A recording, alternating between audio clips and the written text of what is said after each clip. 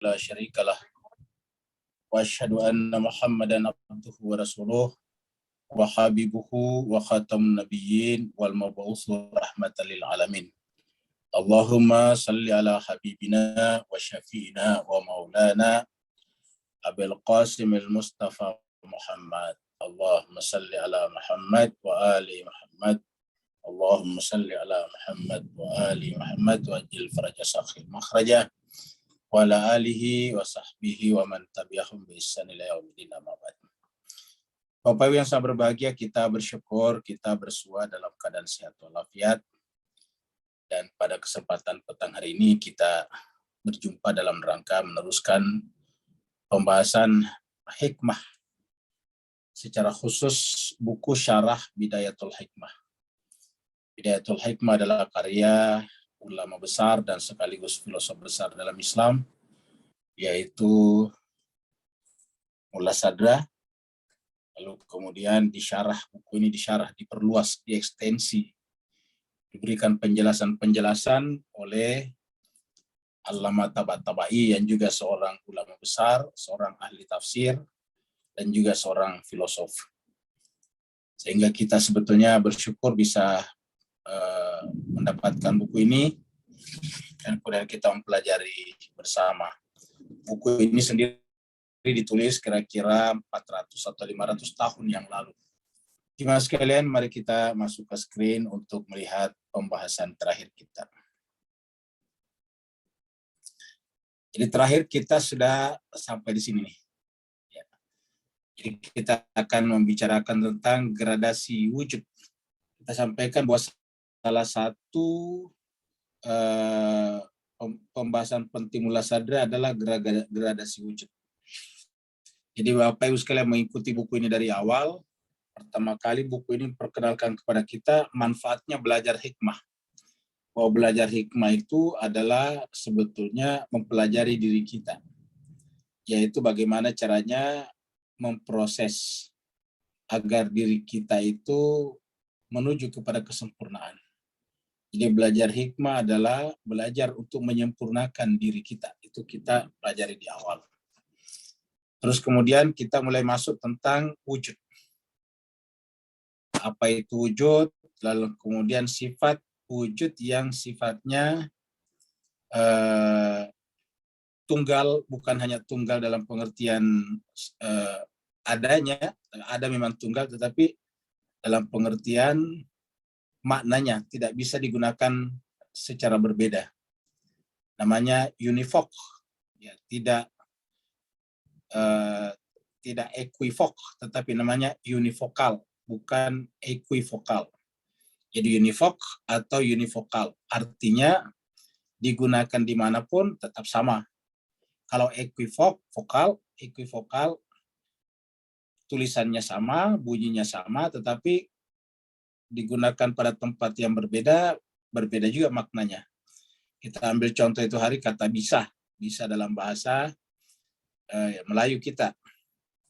Bisa bermakna dapat, bisa juga bisa bermakna racun, bisa ular, racun ular. Jadi sama-sama bisa. Jadi ketika bisa digunakan pada ular dan bisa digunakan pada bisa pergi atau bisa makan, itu bedanya maknanya berbeda. Walaupun tulisannya persis, jumlah katanya, jumlah hurufnya juga sama. Tetapi kalau kita menggunakan kata ada, kita menggunakan kata ada Tuhan sama dengan ada makhluk, itu sama. Jadi itu namanya univokal. Dan ada ini benar-benar tidak ada jamaknya, tunggal dan jelas, tidak perlu didefinisikan. Ada juga ini kenapa tidak perlu didefinisikan? Karena tidak ada jenisnya, tidak ada rombongannya. Kalau hewan kan rombongan hewan, ada ular, ada onta, ada kuda. Tapi kalau yang namanya ada, tidak ada. Jadi ada ini adalah benar-benar tunggal, dan karena tidak bisa didefinisikan, karena tidak ada naumnya, tidak ada jenisnya juga, tidak ada fasalnya. Begitulah seterusnya. Kemudian kita mempelajari bahwa dengan berbagai macam argumentasi, penulis menunjukkan bahwa wujud itu adalah sangat jelas. Kemudian selanjutnya yang ketiga, kita sudah membahas tentang wujud itu adalah yang paling mendasar, prinsip. Jadi prinsipalitas wujud namanya, bahwa yang prinsip itu wujud, bukan kuiditas. Jadi kita di sini membedakan antara kuiditas dan wujud. Cuma kita kebanyakan terprovokasi, tertarik hanya membicarakan kuiditas, karena yang kelihatan kuiditas, meja, pohon, gunung, langit, bulan, itu namanya kuiditas. Kita tidak pernah berpikir bahwa bulan kita bicarakan karena bulan ada, jadi adanya dulu. Bintang kita bicarakan karena bintang ada, jadi ada dulu bintangnya. Kalau tidak ada bintangnya ya tidak mungkin kita bicarakan. Meja kita bicarakan karena mejanya ada. Kita langsung berbicara tentang mejanya karena itu yang tertangkap oleh mata. Ada tidak tertangkap oleh mata. Kenapa? Karena ada bukanlah entitas yang bisa disentuh, yang bisa didengar, dan sebagainya.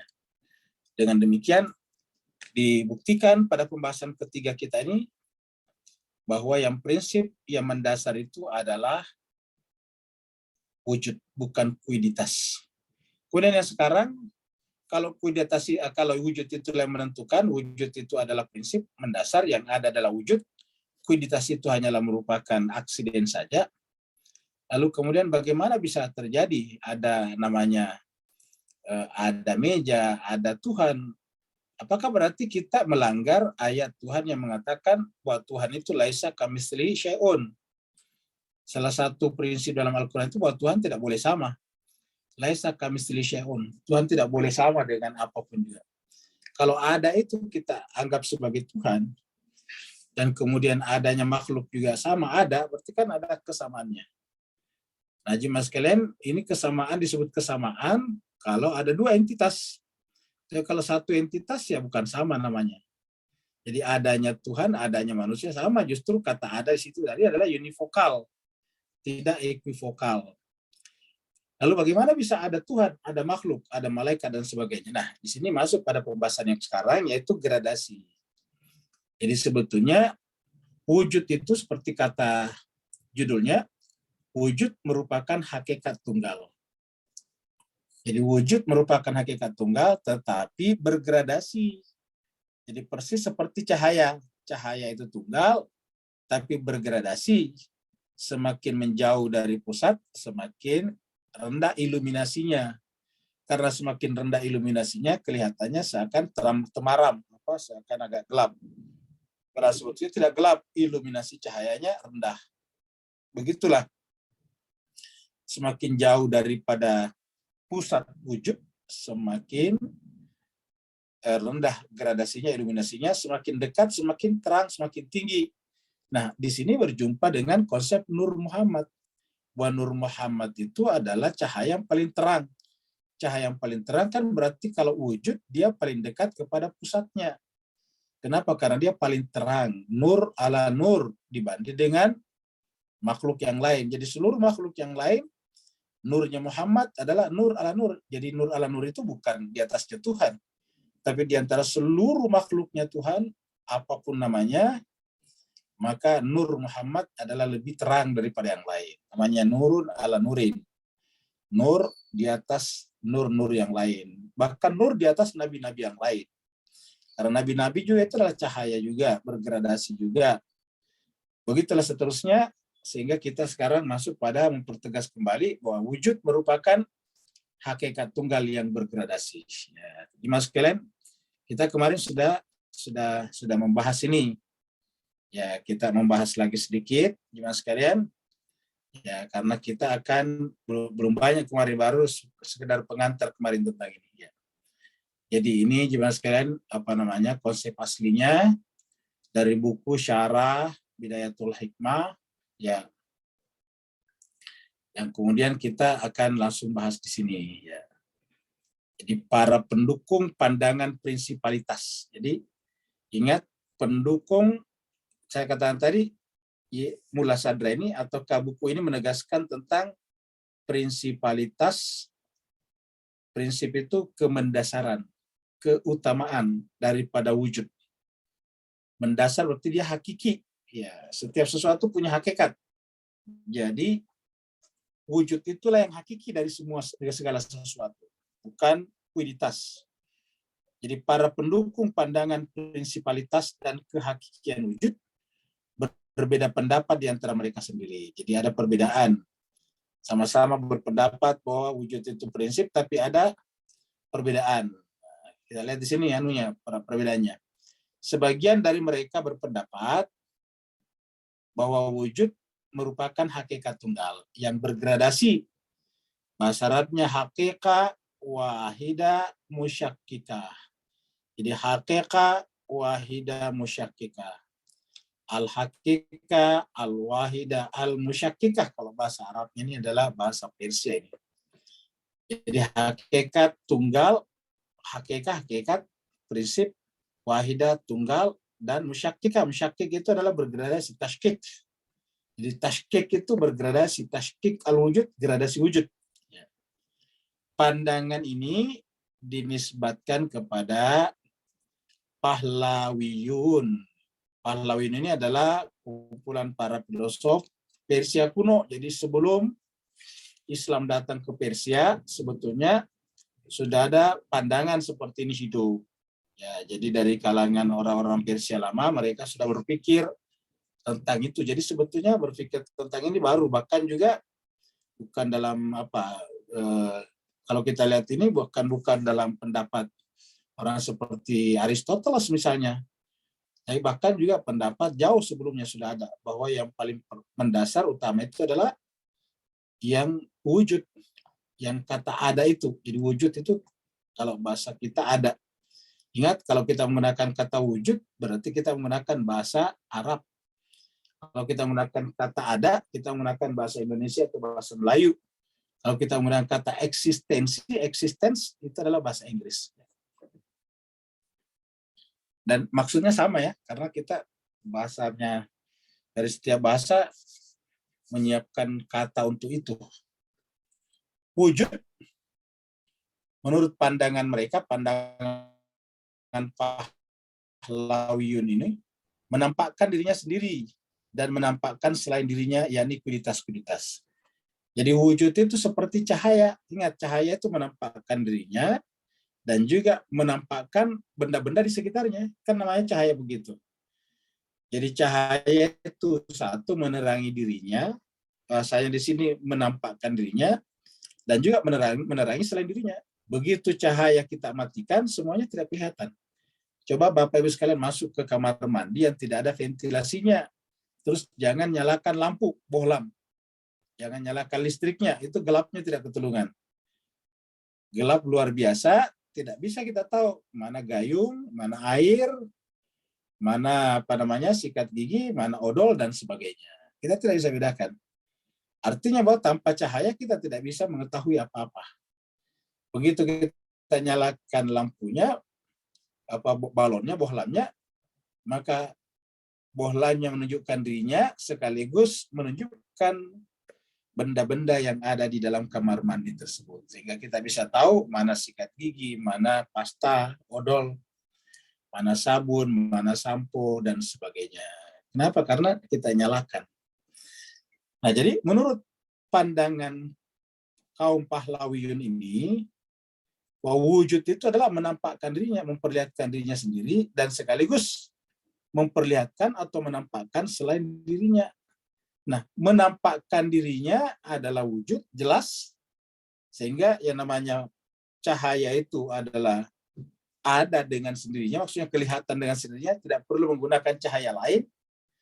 Pada saat yang sama juga menampakkan selain dirinya. Nah, selain dirinya itu disebut dengan kuiditas.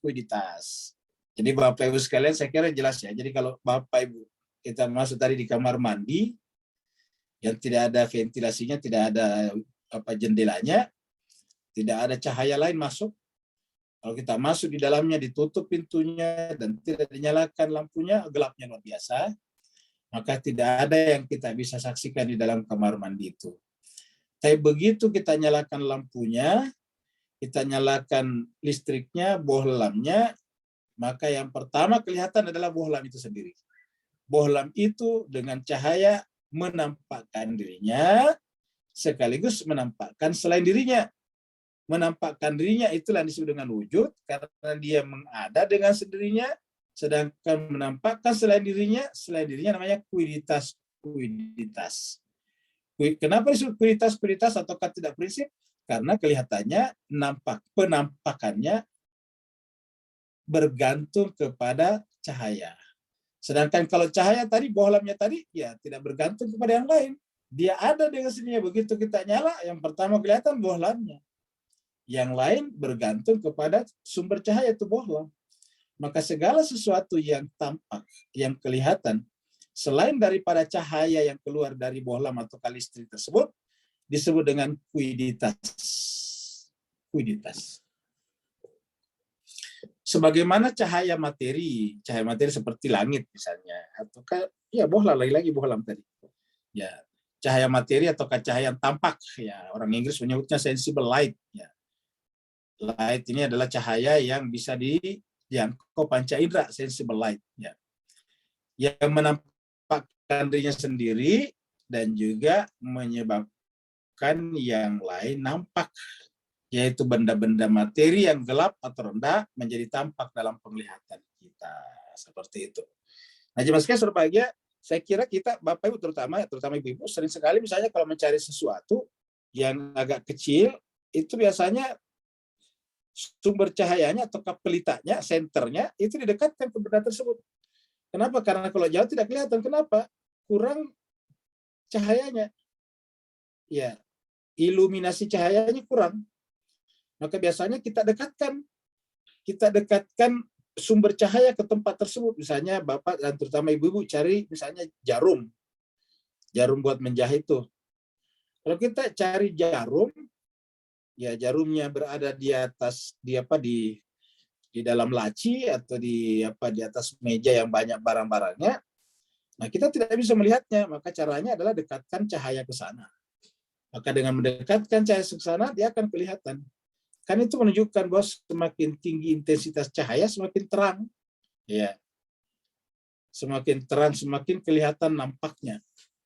Nah, seperti itulah juga. Jadi, ada nanti benda-benda yang kelihatannya terang dan gelap. Ya, yang terang itu karena intensitas illuminationnya, cahayanya tinggi, sedangkan yang kurang kelihatan karena illuminationnya rendah. Nah, tinggi sampai ke rendah inilah yang disebut dengan bergradasi. Jadi saya kira sekalian benar-benar bisa ditangkap ini. Dan ini Allah mengumpamakan juga dirinya dengan cahaya. Dalam surat Al-Quran, ada satu surat namanya surat An-Nur. Ya. Jadi di dalam Al-Quran ada satu surat namanya surat Nur, surat tentang cahaya. Ya, di dalam surat An-Nur atau cahaya itu Allah mengumpamakan dirinya dengan cahaya alam. Allahu nurus samawati wal ardh. Allah itu adalah cahayanya. Sehingga Allah itu adalah sumber cahaya, langit dan bumi adalah sesuatu yang tampak oleh kita karena adanya cahaya tersebut. Jadi Allahu nurus samawati wal ardh. Jadi samawati wal ardh itu ada karena diterangi oleh cahaya yang disebut dengan Allahu itu, Allahu nur. Jadi Allah juga mengumpamakannya dengan cahaya. Bahkan ada yang mengatakan bahwa di antara ayat Al-Quran yang cukup pelit dan sekaligus menarik untuk dijelaskan, ditafsirkan adalah surat An-Nur ayat 35 itu. Yang dimulai dengan Allahu nurus samawati wal ardh, masalun nuri kamishkatin fiha misbah al-misbah fi zujajatin, dan seterusnya. Jadi cahaya materi merupakan spesies tunggal. Jadi cahaya materi, kata-kata spesies di sini tunggal, sesuatu. Kita artikan saja entitas tunggal. Jadi materi itu merupakan spesies, jenis ataukah entitas tunggal. Tidak ada yang lain. Dia tunggal tetapi sekaligus meliputi yang lain, seperti cahaya tadi. Semua yang nampak oleh kita karena diliputi oleh cahaya. Begitu tidak diliputi oleh cahaya, tidak nampak. Ya. Maka semua yang ada itu karena diliputi oleh cahaya adanya dia. Dianya sendiri sebagai ada adalah tunggal. cuma dia meliputi dalam Al-Quran sudah dengan muhait. Ya, wallahu muhait. Allah itu adalah meliputi. Meliputi artinya menjangkau segala-galanya. Karena dia meliputi, maka tidak ada satupun yang lolos dari pengetahuannya dan sekaligus dari kekuasaannya. Jadi cahaya materi maksudnya cahaya seperti matahari atau cahaya listrik merupakan spesies tunggal. Ya, spesies tunggal. Kenapa? Karena kita bicara spesies, kenapa? Karena cahaya materi. Ya. Hakikatnya adalah ia menampakkan dirinya sendiri. Jadi yang disebut dengan cahaya adalah ia menampakkan dirinya sendiri dan sekaligus menampakkan selain dirinya. Jadi menampakkan dirinya, wujud, menampakkan selain dirinya, ulangan bisa kita pahami. Ya. Jadi menampakkan dirinya, wujud ada dengan sendirinya, dan menampakkan selain dirinya, yaitu kuiditas. Itu kuiditas.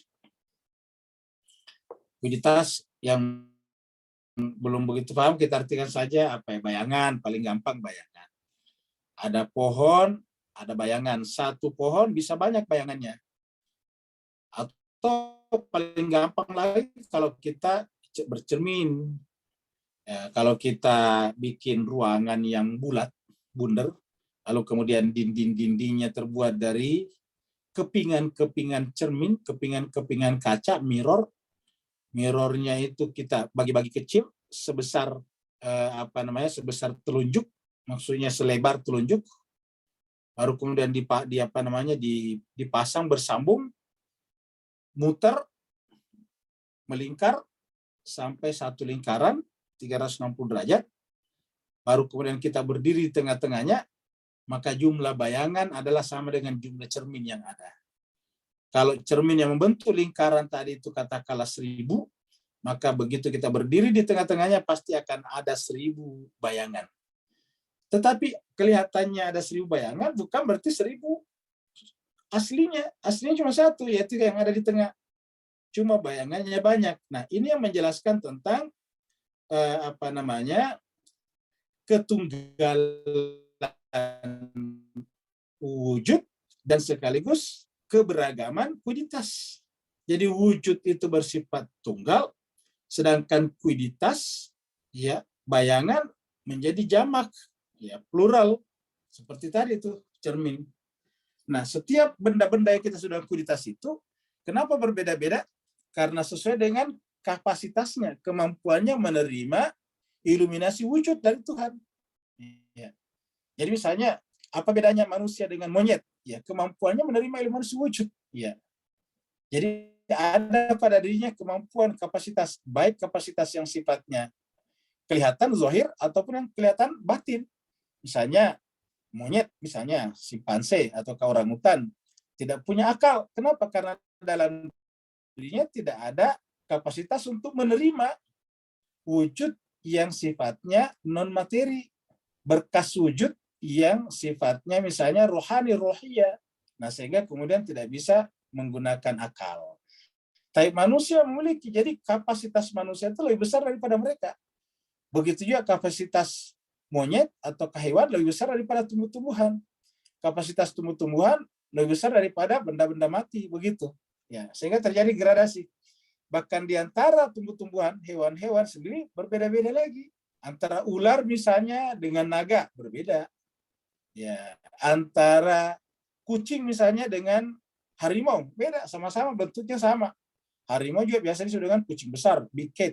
Jadi sama-sama, modelnya sama, tetapi beda. Jadi kapasitas kemampuannya menerima pancaran atau iluminasi daripada cahaya atau dari wujud menyebabkan menjadi berbeda. Ini yang disebut dengan innallaha ala kulli syai'in qadir. Dialah yang berkuasa menentukan kadar-kadar segala sesuatu. Dan ini yang dimaksud di dalam kata-kata sabbihisma rabbikal a'la alladzi khalaqa fasawwa walladzi qaddara fahada. Jadi sabbihisma rabbikal a'la alladzi khalaqa fasawwa walladzi qaddara fahada. Memberikan kadar, lalu kemudian memberikan petunjuk kepada setiap sesuatu yang punya kadar itu untuk kembali kepada penciptanya, bergerak kembali kepada penciptanya. Jadi itu yang kita bisa pahami. Jadi cahaya materi merupakan spesies tunggal. Hakikatnya adalah ia menampakkan dirinya sendiri. Jadi hakikatnya adalah ia menampakkan dirinya sendiri dan sekaligus menampakkan selain dirinya. Jadi menampakkan dirinya sendiri dan sekaligus menampakkan selain dirinya sendiri. Jadi Bapak sekarang sudah mudah-mudahan bisa ditangkap ya, menampakkan dirinya dan selain diri itu cahaya. Karakteristik atau sifat-sifat utama ini berlaku dalam seluruh tingkatan atau gradasi intensitas cahaya. Dari yang kuat hingga yang lemah. Dan meliputi kejamakan atau multiplisitas. Jadi kejamakan itu multiplisitas, bahkan keragaman, diversity. Ya, jadi ada multiplicity, ada juga diversity. Ya, ada multiplicity, ada diversity, ada multiple. Ya, ada jamak dan ada beragam seperti itu.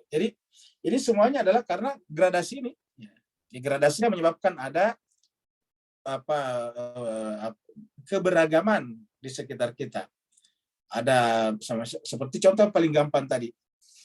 Persis modelnya sama, tapi ada namanya kucing, ada namanya harimau, ada namanya singa, itu mirip-mirip semuanya. Begitu ya misalnya buaya mirip dengan cecak, ya, mirip dengan kadal, mirip dengan komodo, mirip dengan biawak, itu mirip-mirip. Ya, mirip-mirip semuanya. Jadi di antara yang seperti ini kan mirip-mirip. Artinya apa? Berarti kan kapasitasnya menerima tadi intensitas cahaya itu berbeda-beda. Ataukah intensitas cahaya Sang Maha Ada pada dirinya itu ada yang terang, ada yang gelap, sehingga terjadilah perbedaan seperti itu. Ya, terjadilah ada yang kecil seperti cicak. Cicak itu jenis buah yang tinggal di plafon.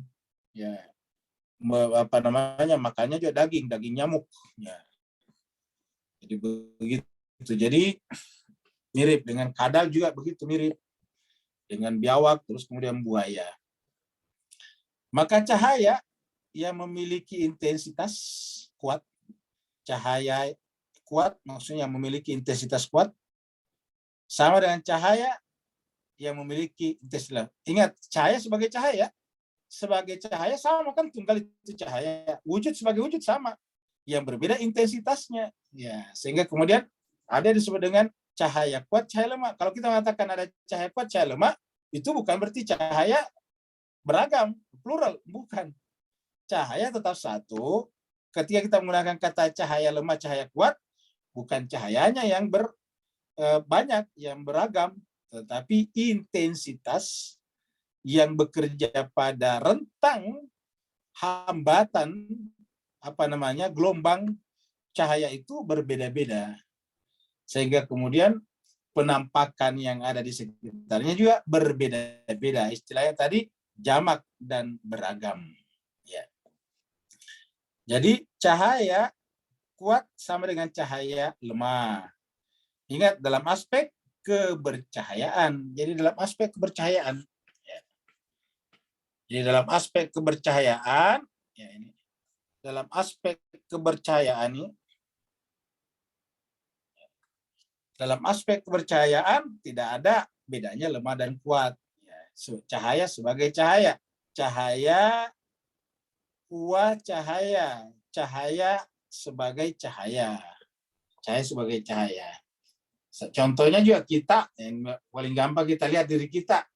Diri kita itu kan kalau kita berfoto, mulai daripada waktu bayi, kemudian merangkak, kemudian balita, kemudian anak-anak, kemudian remaja, kemudian mulai pemuda, kemudian mulai dewasa awal, dan seterusnya. Dan sampai sekarang kita berumur sebagai 70 tahun, kita foto itu baru didempetkan fotonya, itu kelihatannya banyak, kok banyak nih. Ada bayi, ada, padahal sebetulnya itu juga. Ya, yang bayi tadinya itu kita 70 tahun yang lalu misalnya. Yang balita itu juga kita 65 tahun yang lalu. Yang remaja itu kita, yaitu 60 atau 55 tahun yang lalu. Begitulah seterusnya sebetulnya. Kita aja bergradasi sehingga disebut dengan umur itu. Jadi umur itu sebetulnya adalah gradasi juga pada diri kita. Ya, tapi kita juga. Begitulah juga kaitannya dengan cahaya ini. Satu saja, tapi karena dia bergradasi, kelihatan banyak. Ya, ingat, kelihatan banyak. Ya. Jadi dari aspek kecahayaan, sama yang kuat dengan yang lemah. Dan sebaliknya, cahaya yang memiliki intensitas lemah, maksudnya cahaya lemah, sama dengan cahaya kuat, juga dalam aspek kebercahayaan. Jadi dari atas ke bawah, cahaya kuat ke cahaya lemah, sama. Kita lihat dari bawah, cahaya lemah ke cahaya kuat, sama juga. Tidak ada bedanya. Jadi kalau kita urut dari atas, puncaknya cahaya kuat ke cahaya lemah, kelihatannya berbeda-beda, bertingkat-tingkat, tapi sebetulnya itu juga. Kalau kita lihat dari bawah, dari yang paling lemah, yang paling rendah iluminasinya, sampai kepada yang mendekati cahaya, yang paling terang, paling kuat, itu juga satu hakikatnya. Nah, begitulah.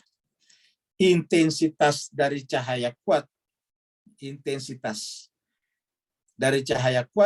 bukanlah merupakan pembentuk ciri kebercahayaan. Jadi intensitas cahaya kuat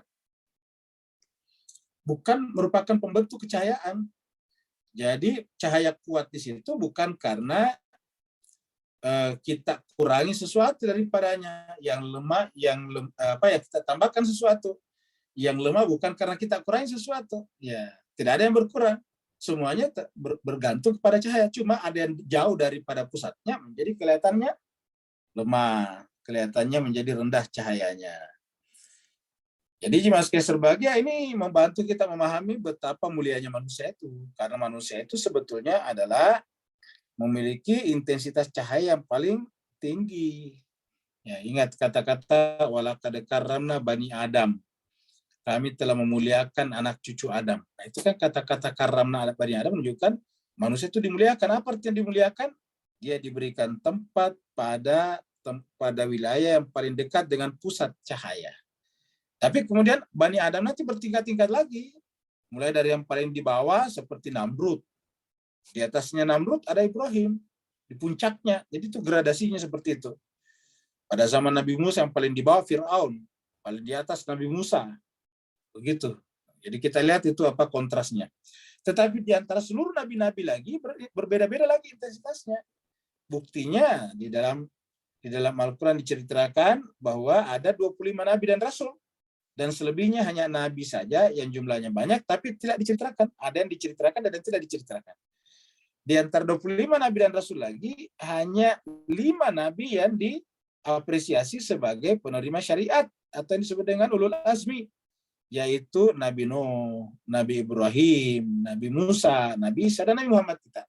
Nah, di antara 5 lagi nabi ini bergradasi, dan yang paling tinggi, yang paling terang adalah Muhammad, disebut dengan Sayyidul Anbiya'i wal Mursalin, dan Al-Quran menyebutnya sebagai Khatamun Nabiyyin. Kata Khatamun Nabiyyin kan berarti dia paling sempurna. Ingat, yang terakhir itu paling sempurna. Dalam konteks apa saja, terakhir paling sempurna. Kita beli mobil paling terakhir keluar, pasti paling sempurna. Teknologinya, kenyamanannya, dan sebagainya. Kita beli handphone yang paling baru keluar, pasti lebih bagus daripada handphone 10 tahun yang lalu.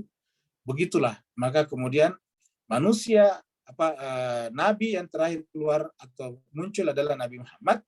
Dia adalah memiliki semua intensitas cahaya nabi-nabi yang lain, sehingga kesempurnaan kenabian ada pada diri Muhammad, sehingga menjadi masuk akal kalau disebut sebagai Sayyidul Anbiya'i wal Mursalin, sayyidnya, penghulunya para nabi dan rasul.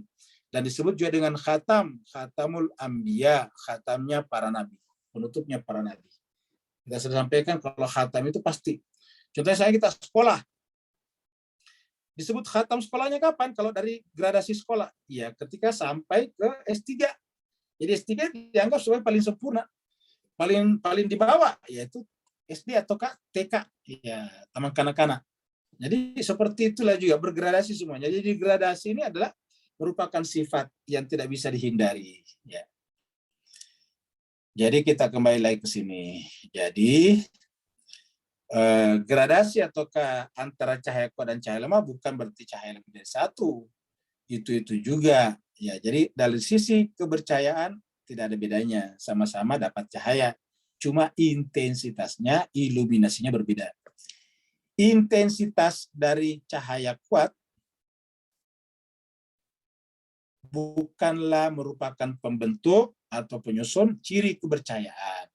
Yang membedakan cahaya dari yang bukan cahaya, itu maksudnya dari segi cahaya. Sedemikian sehingga cahaya lemah menjadi bukan merupakan cahaya, jadi cahaya lemah bukan cahaya. Nah, begitu juga sebaliknya nantinya. Dan bukan pula aksiden. Jadi cahaya lemah itu bukanlah aksiden di luar hakikat cahaya yang ditambahkan kepada cahaya. Jadi bukan. Jadi adanya kuat itu bukan karena aksiden terhadap yang lemah atau yang lemah aksiden terhadap yang kuat, bukan. Ya, jadi dia tetap memiliki status satu cahaya. Cahaya sebagai cahaya, cahaya kuah cahaya. Jadi bukan pula aksiden di luar hakikat cahaya yang ditambahkan kepada cahaya tersebut. Dan kelemahan dari cahaya lemah, jadi lemahnya cahaya lemah, tidak menyebabkannya keluar dari definisi ataukah dari istilah cahaya. Ya, bukan definisi sebetulnya, dari istilah, dari cakupan spesies cahaya. Jadi cahaya lemah ya, tidaklah karena lemahnya kelemahannya lantas kemudian dikeluarkan dari wilayah cahaya. Ini bukan cahaya ini, kenapa lemah? Ya, tidak ada istilah dikeluarkan hanya karena lemah cahayanya. Tidak ada istilah dimasukkan hanya karena dia kuat cahayanya. Gitu. Dan tidak pula ia tersusun dari cahaya dan kegelapan. Kalau dia lemah, bukan berarti wah banyak gelapnya nih. Kan tadi itu agak kita menyebutnya agak gelap. Ya. Sebetulnya bukan karena ada kegelapan ditambahkan kepadanya. Jadi ingat, kegelapan itu atau gelap itu tidak punya wujud. Ya, tidak punya wujud. Jadi kalau kelihatannya gelap bukan karena ada gelap ditambahkan kepadanya, tapi karena intensitas cahaya yang lemah sehingga kemudian tidak kelihatan seterang yang di puncak. Jadi tidak ada. Jadi ingat, bukan karena ditambahkan kegelapan. Kalau kita katakan bahwa di ujung cahaya itu adalah temaram karena bercampur dengan kegelapan, nah maka itu salah, keliru. Kenapa?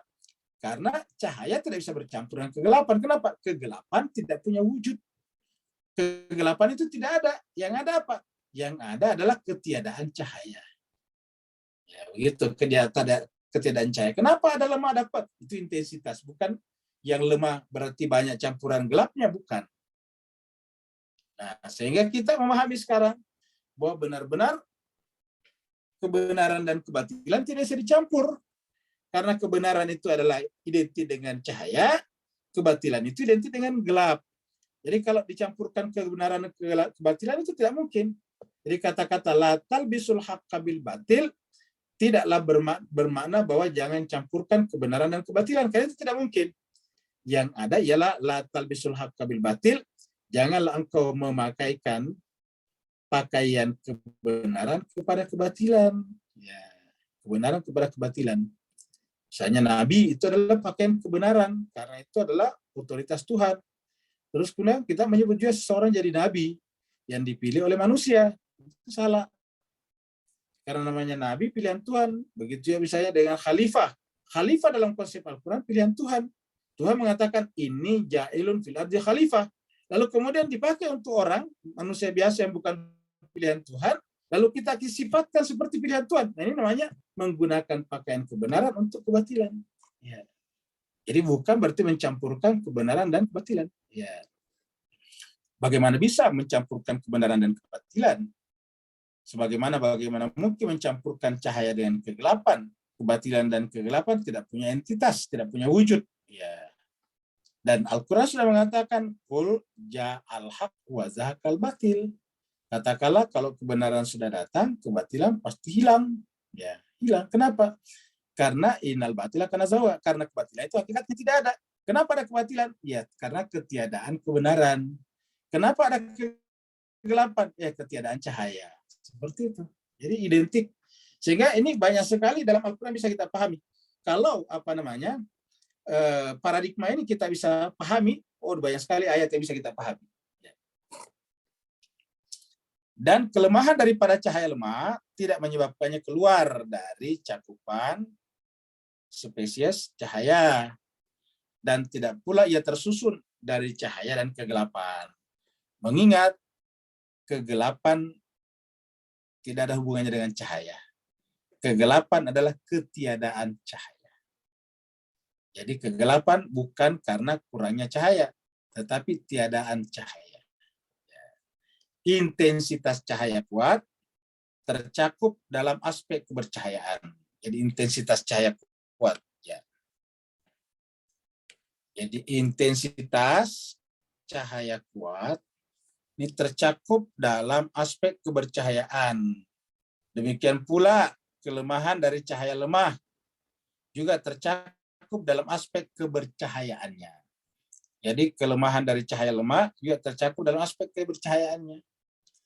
Dengan demikian, cahaya memiliki rentang yang lebar berdasarkan tingkatan dan derajat dalam kekuatan dan kelemahan intensitasnya. Jadi kalau kita bikin kalau kita bikin gambar ya seperti ini, katakanlah ini adalah pusat cahaya di sini, ya. Pusat cahaya. Kalau kita tarik itu cahaya ke sini, nah katakanlah kita batasi, katakanlah ini kan umpamanya kita batasi sampai di sini. Ya. Maka kita lihat bahwa rentang itu melebar sejauh ini, ya dari sini. Ya ini. Jadi kita lihat ini lebar. Kalau misalnya kita katakanlah ini adalah jumlahnya 100, panjangnya 100, maka intensitasnya juga bermacam-macam. Yang paling dekat di sini adalah 100. Kemudian turun ke sini 99, turun ke sini 98, turun ke sini 97, begitulah seterusnya. Sampai kemudian 1, kemudian keluar sini gelap. Kenapa tidak ada cahaya? Begitu keluar dari sini, tidak ada sama sekali, 0, gelap. Nah, andai kata kita bisa berikan perumpamaan seperti ini. Jadi ini adalah sumber cahaya. Ketika memancar dari sini, pancaran cahaya ini bergradasi, semakin dekat ke sini semakin tinggi. Ingat, kalau semakin ke sini semakin tinggi, kan berarti dia katakanlah di sini puncaknya 100 ini. Terus ini 99. Ya. Terus ke bawah. Nah, kalau kita anggap bahwa yang paling tinggi pusat cahaya itu adalah Allah, maka Allah adalah 100, kemudian Nabi Muhammad 99 misalnya begitu. Sampai ke bawah, ya. Dan yang 98 ini kan melalui 9. Yang 97 melalui 98 dan 99 kan begitu Pak sekalian ya. Jadi terus ke bawah. Sehingga kemudian tidak ada satupun yang sampai di sini, ini cahaya ini yang tidak melewati yang di atas sini, ya, di atas sini. Ya. Sehingga ini melewati semua di sini. Dia harus lolos dari sini baru sampai ke bawah. Maka kemudian disebutlah dengan karena Muhammad itu adalah yang paling dekat ke sini, maka disebut dengan rahmatan lil alamin. Karena semua cakupan alam di sini pasti berasal dari sini. Ya. Wa ma arsalnaka illa rahmatan lil alamin. Ya, tidak ada satupun hal, tidak ada sesuatu pun yang tidak keluar daripada nur Muhammad di sini. Sebagai nur nomor 2 setelah nurnya Allah Subhanahu wa taala. Nah, jadi saya kira mudah-mudahan bisa ditangkap ya. Jadi kita sebut dengan cahaya memiliki rentang yang lebar berdasarkan tingkatan dan derajat dalam kekuatan dan lemahnya tadi intensitas. Dan terdapat rentang yang lebar juga untuk tiap-tiap derajat cahaya berdasarkan perbedaan tingkatan tadi benda-benda materi yang menerima cahaya. Seperti itu pula wujud merupakan hakikat yang tunggal. Jadi wujud merupakan hakikat yang tunggal. Jika tadi cahaya dulu, karena diperumpamakan wujud ini sebagai cahaya. Ya ini. Maka wujud juga katanya merupakan hakikat yang tunggal sama dengan cahaya tadi. Dengan berbagai tingkatan yang dibedakan berdasarkan kekuatan dan kelemahan, prioritas dan posterioritasnya. Ini. Jadi wujud merupakan hakikat. Jadi sama dengan cahaya. Wujud merupakan hakikat yang tunggal dengan berbagai tingkatan yang disebabkan yang dibedakan berdasarkan kekuatan dan lemahnya tadi, intensitas. Prioritas keterdahuluan dan posterioritas yang keterbelakangan. Jadi prioritas yang dahulu, posterioritas yang belakangan. Ya. Hal yang menjadi pembeda di antara tingkatan-tingkatan wujud tidak lain adalah hal yang sekaligus merupakan kesamaan di antara mereka. Jadi perbedaannya sekaligus kesamaan di antara mereka. Sama-sama cahaya. Kenapa bertingkat-tingkat? Karena intensitasnya berbeda. Ingat. Jadi sama-sama cahaya. Tidak bisa dikatakan yang kuat saya cahaya, yang lemah bukan cahaya. Semua cahaya. Definisinya cahaya tetap sama. Tetapi yang terang karena intensitasnya terang, kuat, sedangkan yang lemah adalah intensitasnya lemah, dan intensitas yang berbeda-beda ini yang tadi kita sebut dengan kata-kata kadar. Ya, qadara fahada. Jadi ulangi lagi, yang menjadi pembeda di antara tingkatan-tingkatan wujud tidak lain adalah hal yang sekaligus merupakan kesamaan di antara mereka. Dan apa yang membuat mereka berbeda adalah sekaligus yang membuat mereka satu dan sama.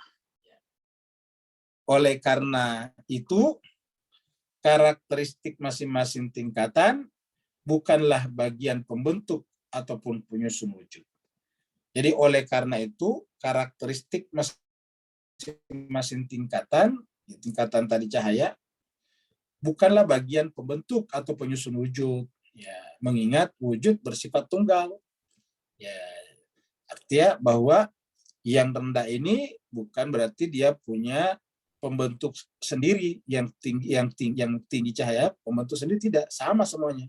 Yang berbeda adalah iluminasinya. Jadi mengingat wujud itu bersifat tunggal. Tunggal itu kan basit, ya, sederhana. Basit. Kenapa disebut dengan basit, sederhana? Karena dia tidak tersusun. Ya, jadi tidak tersusun. Pembahasan tidak tersusun ini adalah pembahasan pertama di dalam buku Mishkat Irfan. Jadi kata basit di sini telah dibahas secara spesifik, secara khusus di buku Mishkat Irfan di bab pertama kita pelajari. Jadi begitu kita belajar Irfan, yang pertama kita pelajari tentang apa itu disebut dengan basit. Dan basitnya Tuhan adalah basit hakiki. Disebut dengan al-hakikah, basit al-hakikah. Basit yang hakiki. Ya. Yang akan dijelaskan juga kemudian. Ternyata akan dijelaskan juga nantinya. Ya.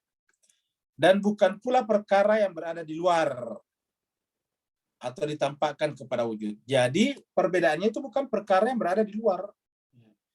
Jadi semuanya ini ada berada di dalam wilayah internal cahaya itu sendiri. Ini karena prinsipalitas dan kehakikian wujud menafikan segala sesuatu selain dirinya. Ini karena prinsipalitasnya. Penyebabnya adalah karena prinsipalitas dan kehakikian. Ingat, sama saja prinsip kemendasaran, kehakikian, keaslian, wujud, menafikan segala sesuatu selain dirinya.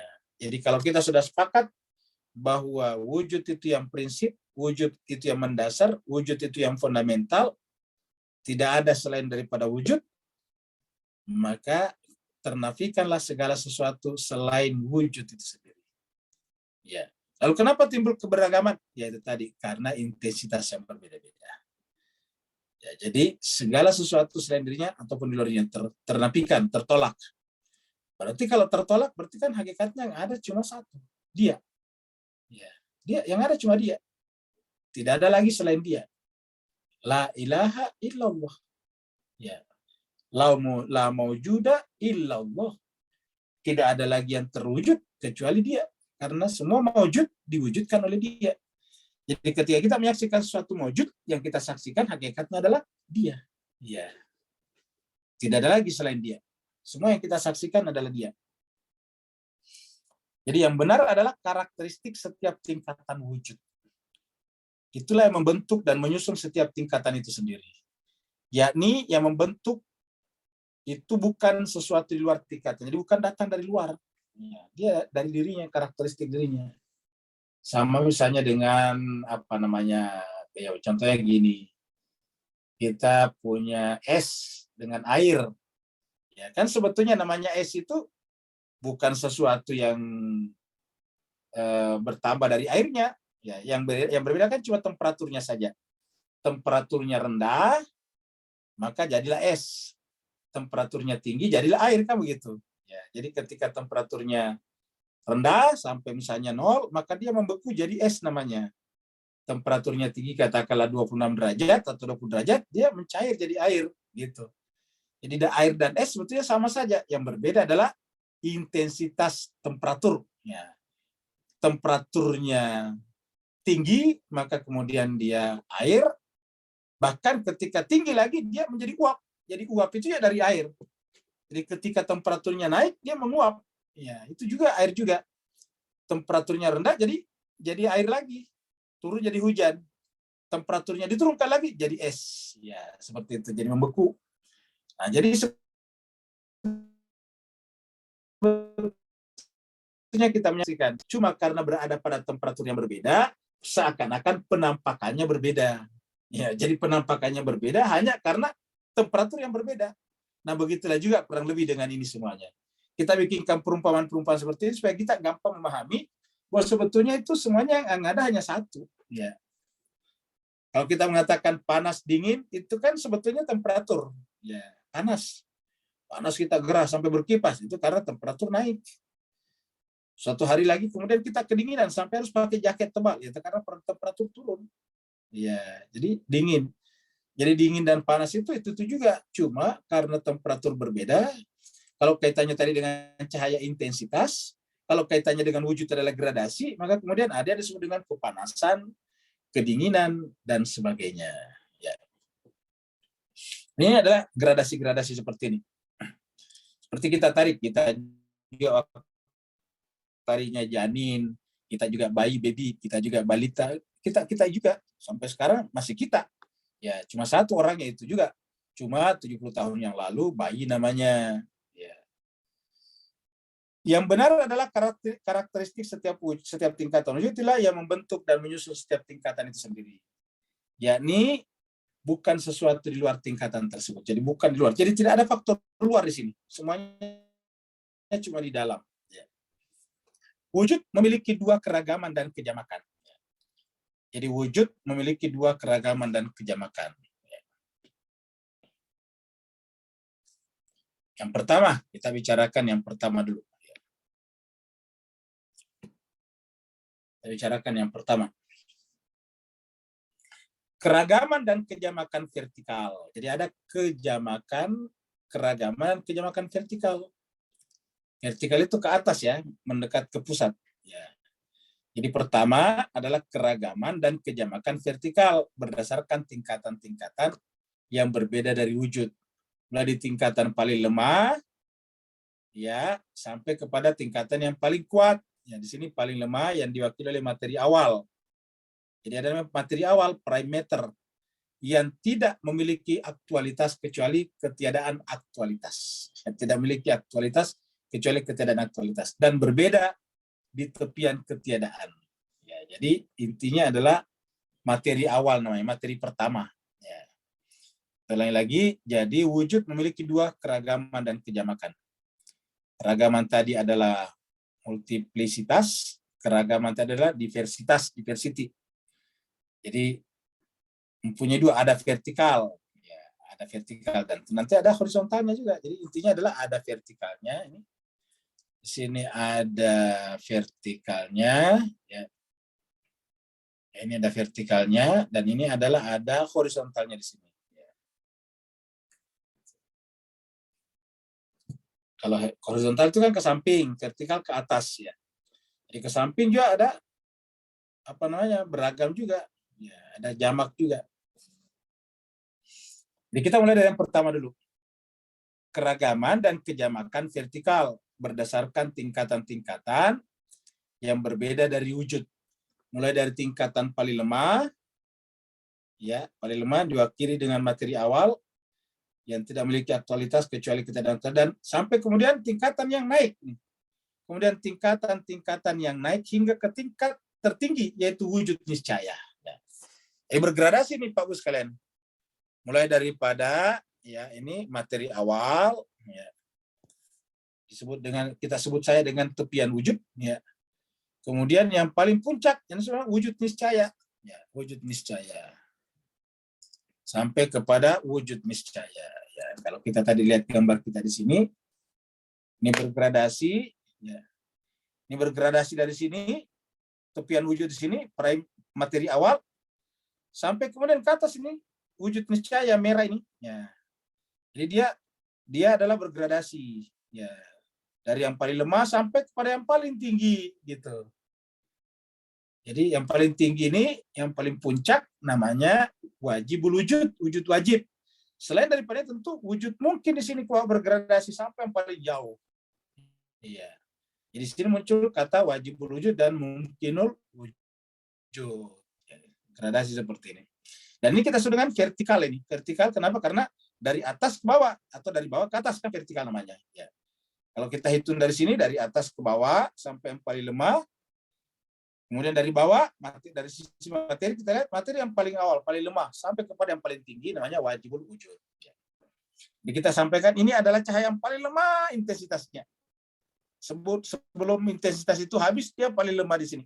Bergradasi ke atas secara vertikal sampai ke puncaknya. Puncaknya yaitu puncak cahaya. Cahaya di atas seluruh cahaya. Cahaya di atas segala cahaya. Nah, jadi ini. Ya, kita ulangi lagi. Jadi, kemudian tingkatan-tingkatan naik hingga ke tingkat tertinggi. Paling tinggi maksudnya. Yaitu wujud niscaya yang tidak memiliki batasan kecuali ketiadaan batasan. Nah, tidak ada batasannya kecuali apa? Ketiadaan batasan. Ya. Tidak ada batasan. Apa batasannya? Ketiadaan batasan. Jadi batasannya apa? Ketiadaan batasan. Ya. Kedua sekarang. Ini tadi vertikal. Ini kita ambil yang kedua. Ini yang pertama, ini yang kedua. Ya. Pertama tadi adalah vertikal, keragaman dan kejamakan vertikal. Yang kedua adalah keragaman dan kejamakan horizontal. Jadi keragaman dan kejamakan horizontal. Jadi keragaman dan kejamakan horizontal berdasarkan karakteristik-karakteristik sifat-sifat khusus yang terbentuk dengan perantaraan kuiditas yang beragam yang merupakan sumber kejamakan. Ya, jadi jemaah sekalian berbahagia, yang menjadi penyebab terjadinya keragaman horizontal ini adalah karena kuiditas yang beragam. Ya, kuiditas yang beragam. Contohnya misalnya sama-sama meja. Sama-sama meja. Tapi kan ada misalnya meja yang lebih besar, meja kecil. Ada meja buat bikin polanya ibu-ibu apa yang buat menjahit, ada meja buat buat belajar direktur misalnya, ada meja buat anak sekolah, ada meja buat nyimpan telepon misalnya, ada meja hanya untuk buat setrika. Ini bermacam-macam, beragam. Ya, tapi sama-sama meja bermacam-macam. Ya. Jadi keragaman dan kejamakan horizontal berdasarkan sifat-sifat ataukah karakteristik khusus yang terbentuk sebagai akibat daripada kuiditas tersebut ataukah perantaraan kuiditas yang beragam dan sekaligus merupakan sumber kejamakan. Kejamakan itu muncul dari kuiditas itu. Ini yang kita sebut jamak, sama-sama pohon. Ada pohon mangga, ada pohon jambu, ada pohon kelapa, sama pohon, itu begitu. Sama-sama nanti pohon mangga lagi, ada yang besar, ada yang kecil, ada yang tinggi. Sama-sama misalnya kelapa, ada kelapa yang tinggi, ada kelapa yang pendek sudah berbuah, ada kelapa biasa, ada kelapa gading misalnya, macam-macam. Ya. Nah jadi jemaah sekalian berbahagia, jadi bermacam-macam. Sama-sama misalnya cabai, ada cabai yang kecil namanya cabai rawit, ada cabai yang besar. Ya. Jadi apanya? Ya kuiditasnya. Ya, seperti itu Pak Bu sekalian. Jadi manusia juga begitu, kita manusia ada yang warnanya putih, ada warnanya coklat, ada warnanya kuning, ada warnanya hitam, dan macam-macam. Ya, postur juga berbeda-beda. Itu kita sebut dengan keragaman yang sifatnya horizontal. Ya. Keragaman horizontal, ya. Yaitu disebabkan oleh kuiditas. Ya. Kuiditas. Nah, jadi Mas Kaiser bahagia, jadi ada, kita ulangi lagi, keragaman dan kejamakan ada dua. Ada vertikal, ya, ke atas berdasarkan intensitas cahayanya, dan ada yang sifatnya kejamakan, sifatnya horizontal, itu adalah karena kuiditas. Kalau yang vertikal ini tadinya berdasarkan iluminasi, berarti wujud yang bertingkat, sedangkan kalau horizontal kuiditas, ya, yang beragam.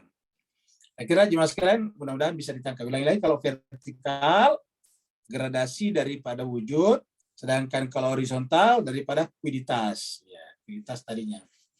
Sama-sama kayu, ada pohon kayu, ada batang kayu, ada balok kayu, ada papan kayu, ada macam-macam kayu. Ya, tapi sama-sama kayu, tapi sedang sama-sama kuiditas berbeda-beda. Sama-sama juga misalnya hewan. Hewan ada ya mirip saja, ada kuda, ada bagal, ada keledai, itu mirip-mirip, ada zebra, itu mirip-mirip. Zebra mirip kuda, ya, tapi bukan kuda, ya zebra namanya, warnanya beda, warna kulitnya. Zebra, kuda, bagal, kemudian keledai itu mirip-mirip semuanya. Bahkan onta juga. Jadi Mas Kaiser bahagia itu terjadi kejamakan karena tadi faktor kuiditas ini, ya. Jadi faktor kuiditas. Nah, sekarang kita lihat jenis-jenis perbedaan dan keragaman. Jadi jenis-jenis perbedaan dan keragaman. Ini yang kita bahas sekarang. Jadi jenis-jenis. Kejamakan adalah keragaman. Jadi kejamakan adalah keragaman yang bersumber dari perbedaan. Jadi kalau jamak, ya berarti ragam yang bersumber dari perbedaan. Jika diasumsikan ada dua sesuatu yang sama dalam semua aspek, ada sesuatu yang sama dalam semua aspek, dan dimensinya juga, tanpa ada satu pun perbedaan antara keduanya, maka asumsi ini tidak benar, karena pada hakikatnya hanya satu. Jadi kalau kita berbicara tentang, kita menganggap kita bicara tentang dua hal, tetapi dua hal yang kita bicarakan itu adalah semua aspeknya sama. Dimensinya, waktunya, ruangnya, dan sebagainya, maka pasti yang kita bicarakan cuma satu. Ya, tidak mungkin dua. Ingat, lagi-lagi harus diberikan penjelasan dari awal, baru kalau kita berbicara tentang dalam tanda petik dua hal, tetapi hal itu adalah semuanya sama, aspeknya sama, dimensinya sama, ruang waktunya juga sama, jenisnya sama, maka yang kita bicarakan adalah satu. Kalau kita mengatakan itu ada dua, jadi kalau kita katakan itu ada dua, itu pasti adalah tidak benar. Kata di sini adalah tidak benar. Karena pada hakikatnya yang kita bicarakan hanya satu. Dengan demikian, jika ada dua sesuatu, dua hal di alam eksternal, niscaya memiliki perbedaan. Kalau kita mengatakan dua hal, dua perbedaan, bentuknya sama, dimensinya sama, tapi minimal dua ruangnya berbeda. Ya, sama-sama misalnya, sama-sama gelas. Ya, persis sama, mereknya, gelasnya, dimensinya sama. Tapi yang namanya dua gelas berarti di depan kita ada dua, beda ruangnya, beda tempatnya, satu sebelah kanan, satu sebelah kiri. Ya. Jadi itu namanya berbeda. Nah, ini tentang perbedaan ini cukup panjang lebar juga diceritakan oleh Aristoteles, ya. Jadi dengan demikian, jika ada dua sesuatu atau dua hal, kita artikan dua hal di alam eksternal, maksudnya di alam eksternal itu di luar pikiran kita, niscaya memiliki perbedaan. Jadi kalau ada dua hal pasti memiliki perbedaan, minimal beda tempatnya. Yang satu memiliki sifat yang tidak dimiliki oleh yang lain. Nah, begitu ya sebaliknya. Ya, misalnya di sini kita di sini ada botol di sini, ada botol, ada apa, ada gelas, ya. Anggap ini lingkar saya sama, ya. Ini sama. Ya. Ini gelas. Walaupun persis sama, modelnya sama, bahannya sama, tapi kita lihat dua nih. Di mana dua ini ada berada di posisi A, satunya lagi di posisi B. Ya. Kalau ini kita tumpuk menjadi A sama persis, ya mungkin kita bicarakan sama. Ya. Jadi minimal ini adalah ini ruangannya di A, ini ruangannya di B, tempatnya di A, tempatnya di B. Ya. Kalau dia persis di tempat yang sama, di waktu yang sama, persis sama, ya kita bicarakan satu. Kita bicarakan A adalah A, bukan A adalah B. Jadi seperti inilah. Ya. Jadi dengan demikian, jika ada dua sesuatu atau dua hal di dalam eksternal yang memiliki perbedaan. Yang satu memiliki sifat yang tidak dimiliki oleh yang lain. Minimal sifat itu adalah tempatnya atau sebaliknya. Ya. Perbedaan dan keragaman terbagi dalam 4 jenis. Nah, ini perbedaan dan keragaman terbagi dalam 4 jenis. Seperti berikut ini. Ya, jadi perbedaan dan keragaman dalam 4 jenis. Jadi kita ambil singkat-singkatnya saja baru kita diskusi. Pertama, nomor 1, perbedaan pada keseluruhan zat. Ya. Perbedaan pada keseluruhan zat, yaitu dua hal yang sepenuhnya berbeda dan tidak memiliki aspek kesamaan di antara keduanya di alam eksternal. Misalnya perbedaan antara substansi dan aksiden. Ya, perbedaan antara air laut dan ombak itu kan beda. Ya. Perbedaan antara ombak dan air laut itu beda.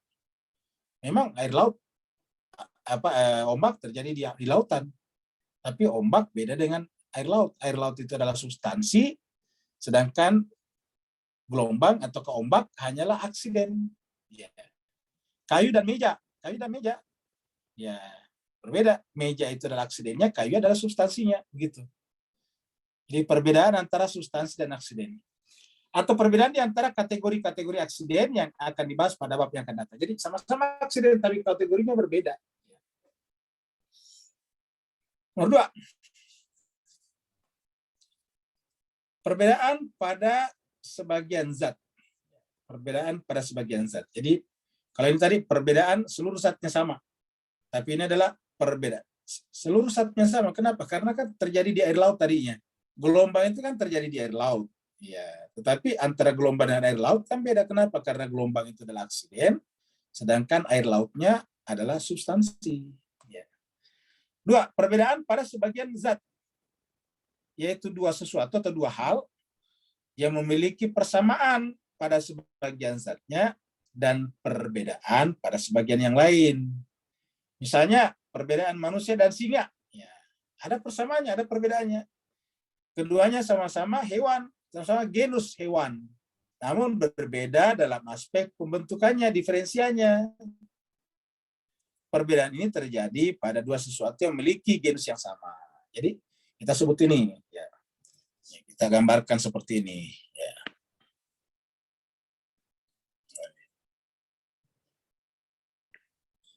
Kemudian ini lagi satu. Nah, jadi kita lihat di sini, ini adalah A, ini adalah B. Ada persamaannya di mana? Ini yang kita arsir ini. Ya. Persamaannya ini kita arsir ini. Ya. Perbedaannya di luar arsir ini. Ya. Jadi hanya sama dalam satu sisi saja. Ini di dalam logika pernah kita pelajari juga. Jadi ini sama di dalam satu sisi di sini, berbeda di sini, gitu. Ya. Seperti tadi misalnya singa dengan manusia tadi contohnya. Ini sama di sini dari sisi sini, daripada apa? Sisi hewan. Sama-sama makan, sama-sama minum, kan begitu. Sama-sama ini, tapi berbeda dari yang satu, yaitu apa? Berpikir. Di sini tidak ada berpikir, di sini berpikir. Ini yang membedakan dengan singa. Ya. Jadi itu yang kedua. Yang ketiga, perbedaan pada sifat-sifat di luar zatnya. Perbedaan pada sifat-sifat di luar zatnya. Jadi kalau ini tadi perbedaan tapi sebagian zatnya. Kalau ini tadi semuanya sama, ya cuma berbeda keseluruhan zat. Kemudian kedua ini sebagian zatnya.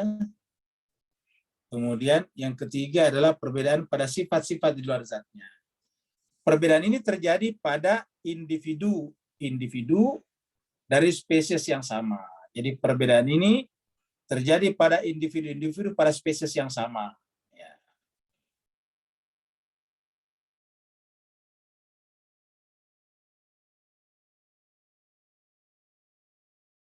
Nah, memiliki perbedaan disebabkan oleh sifat-sifat di luar zatnya, seperti tinggi badan, berat badan, dan warna kulit. Nah, itu di luar zatnya, perbedaannya di luar zatnya. Artinya di luar substansinya. Gitu. Sama-sama manusia.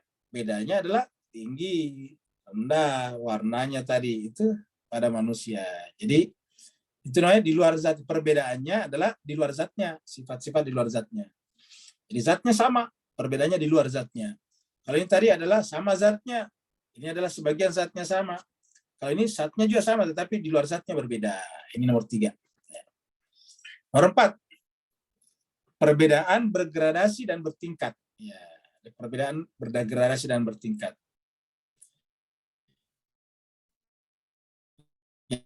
Yaitu perbedaan yang berdasarkan pada kekuatan tadi posterior dan keterbelakangan prior dan posterior, priority dan posteriority. Jadi kelebihan dan kekurangan dan yang sejenisnya. Jenis perbedaan seperti ini tidak sama dengan ketiga jenis perbedaan yang di atas tadi. Misalnya kita membandingkan cahaya lilin dengan cahaya matahari. Kedua cahaya ini adalah sama dalam hakikat cahaya. Ya, ini menerangi dirinya sendiri, cahaya menerangi dirinya sendiri dan menerangi selain dirinya. Namun keduanya berbeda dalam hal cahaya itu sendiri. Ya, jika kita mengamati adanya kelemahan cahaya pada lilin, maka kelemahan ini merupakan hal yang membedakannya dengan cahaya matahari. Cahaya lilin itu sedikit redup kecil. Cahaya matahari terang benderang gitu. Namun perbedaan ini tidak keluar dari hakikat cahaya. Disinilah terjadi gradasi tadi. Ya, yang merupakan titik kesamaan di antara keduanya. Ini tadi yang kita terangkan panjang lebar. Dan insya Allah kita akan terangkan lagi nanti pada pertemuan berikutnya. Jadi kita menjelaskan bahwa yang dibicarakan ini terutama gradasi dalam kaitannya dengan yang keempat ini nantinya. Ini gradasi, tingkatan.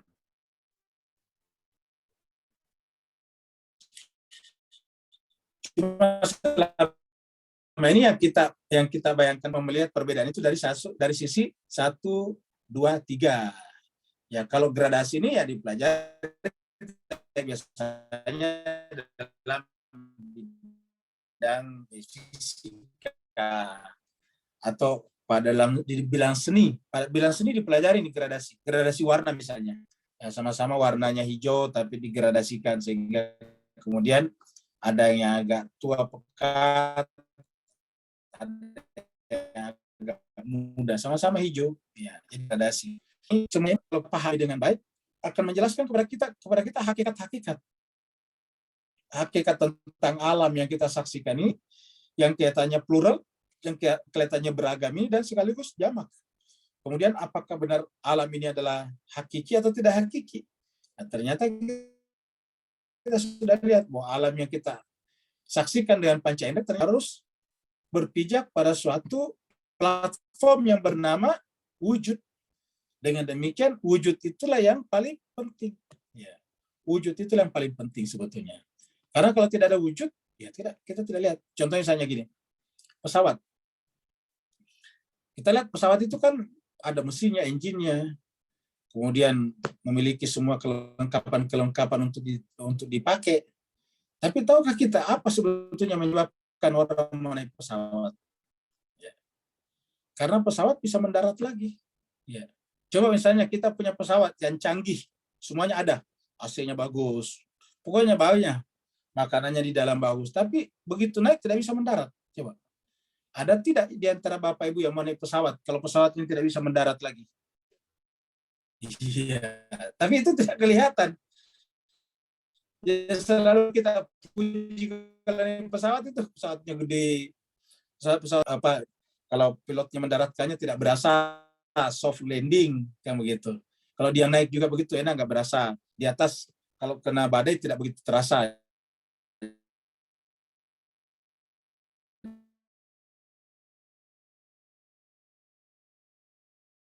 Jadi di luar pesawat, tapi inilah penentunya kenapa bisa naik pesawat itu mendarat, melihat gravitasi bumi. Kalau kita melihat pesawat itu di airport, terbang dan mendarat, tidak pernah kita puji gravitasi bumi. Padahal penyebabnya pesawat bisa landing, bisa mendarat, Karena ada gravitasi bumi. Coba kalau tidak ada gravitasi bumi, saya bisa mendarat. Ya.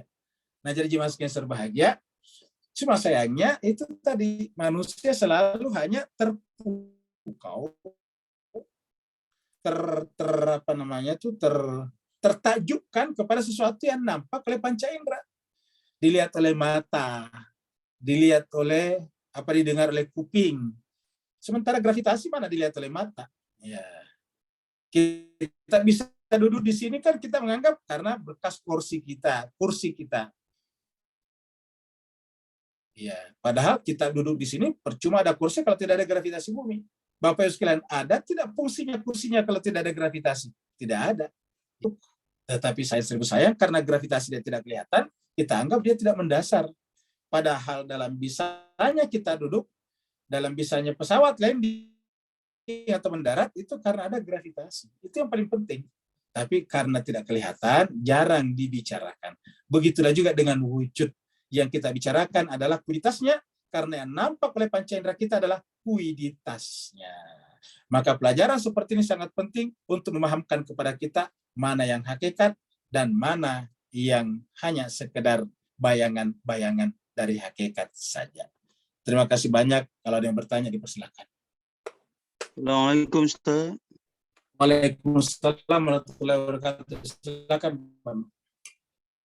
Alhamdulillah, barakallahu fiik, azim. Satu soalan, beri pencerahan dan perbetulkan pandangan kami dengan ayat Allah waliyul ladzina amanu yukhrijuhum minaz zulumati ilan nur. Kemudian tajalli bentuk lain wallazina kafaru awliya'umut taghutu yukhrijuna minan nur ila zulumat. And kenapa satu yukhrijuhum, satu yukhrijunahum? Barakallahu fiik.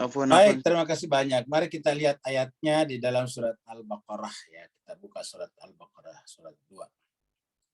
Ayatnya 257.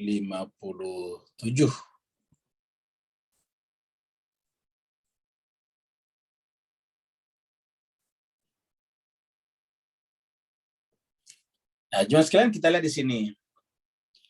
Dimulai dengan kata-kata, ini sambungan dari masih bagian daripada ayatul kursi. Ingat ayatul kursi itu sebetulnya ada 3. Yang pertama ayat 255. Allahu la ilaha illa huwal hayyul qayyum la ta'khudhuhu dan seterusnya. Kemudian la ikraha fid-din itu yang kedua. Yang ketiga ini adalah Allahu waliyul ladzina amanu. Allah lah yang menjadi walinya orang beriman. Allah lah yang menjadi walinya, sahabatnya, pelindungnya, tempat bergantungnya orang beriman. Nah, karena orang beriman itu berwilayah, berwali kepada Allah, maka Allah memberikan apresiasi reward terhadap sifat berwalinya itu dengan yukhrijuhum, mengeluarkan mereka, yukhrijuhum minaz zulumati ilan nur. Allah mengeluarkan mereka minaz zulumati dari kegelapan, ini zulumat ilan nur. Jadi apa artinya kegelapan? Dari ketiadaan. Kemudian ilan nur kepada cahaya. Jadi kalau kita tidak beriman, hakikatnya kita masuk dalam ketiadaan. Makanya kita pernah sampaikan, orang yang tidak beriman itu nanti di akhirat disebut la yamutu fiha wa la yahya. Mau dikatakan mati tidak, mau dikatakan hidup juga tidak. La yamutu fiha wa la yahya. Nah, sedangkan kalau orang beriman, dia benar-benar hadir, hidup. Kenapa? Karena dia mendapatkan cahaya ilahi di sini.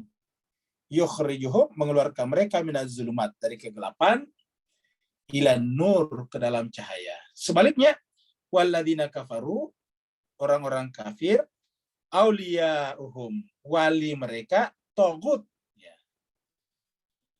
Wali mereka itu adalah togut, yaitu wali mereka itu adalah ego-ego mereka, atau kalau orang-orang yang sebetulnya memanggil orang kepada egonya, bukan memanggil manusia kepada Tuhannya.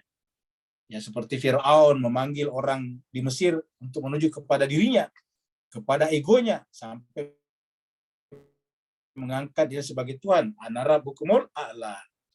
Nah, sekarang karena orang kafaru ini, kafaru berarti lawan daripada amanu, yaitu menolak berwilayah. Jadi kafaru di sini adalah menolak berwilayah kepada Allah, dan pernah kita sampaikan berwilayah kepada Allah tidak bisa langsung, harus berwilayah kepada manusia yang Allah tunjuk sebagai perwakilan daripada wilayahnya.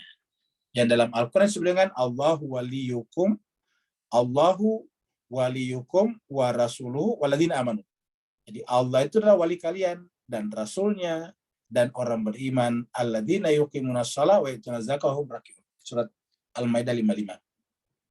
Jadi kafaru di sini menolak berwilayah. Alladzina walladzina kafaru, orang-orang yang menolak berwilayah, maka auliya'uhum, ya, wali-wali mereka. Aulia ini bentuk jamak dari wali, kalau ini tadi bentuk tunggal karena Allah, ya. Ini waliyun tunggal, ini adalah aulia bentuk jamak. Humnya kembali kepada kafir, ya.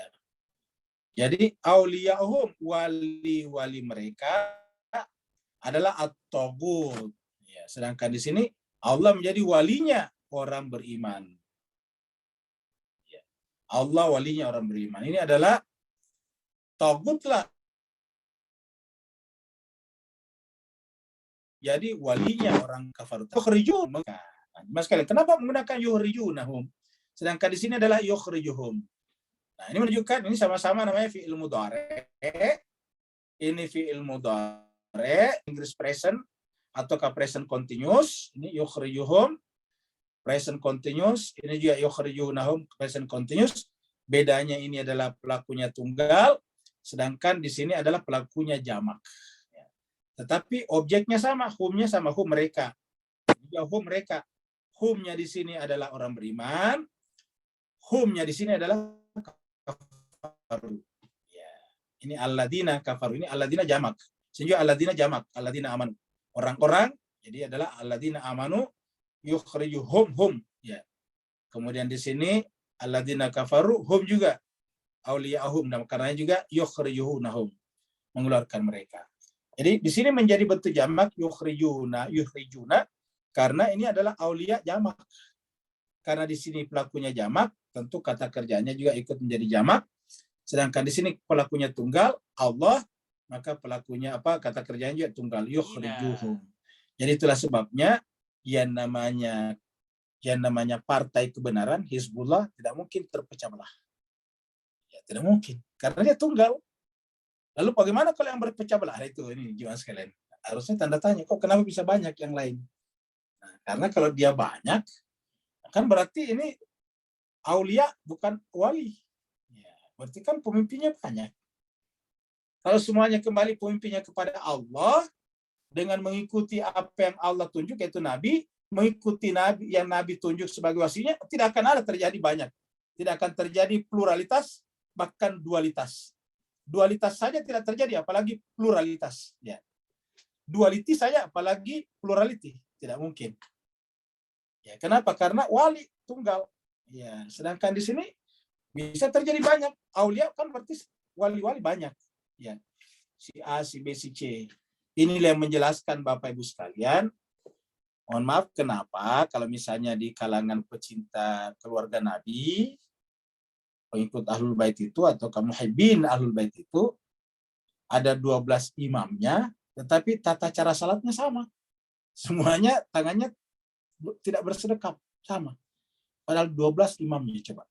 Daripada Imam Ali, Imam Hasan, Hussein, sampai kepada yang terakhir Imam Mahdi, tetapi tata cara salatnya sama.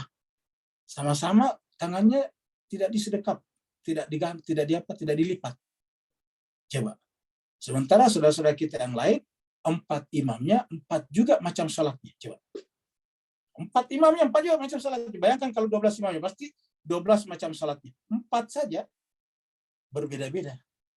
Ada yang melipat tangannya, lipatnya ada yang agak di bawah perut, ada di atas pusar, ada di atas ulu hati, sekarang ada di atas dada, bayangkan. Ada yang tidak melipatnya seperti Imam Malik.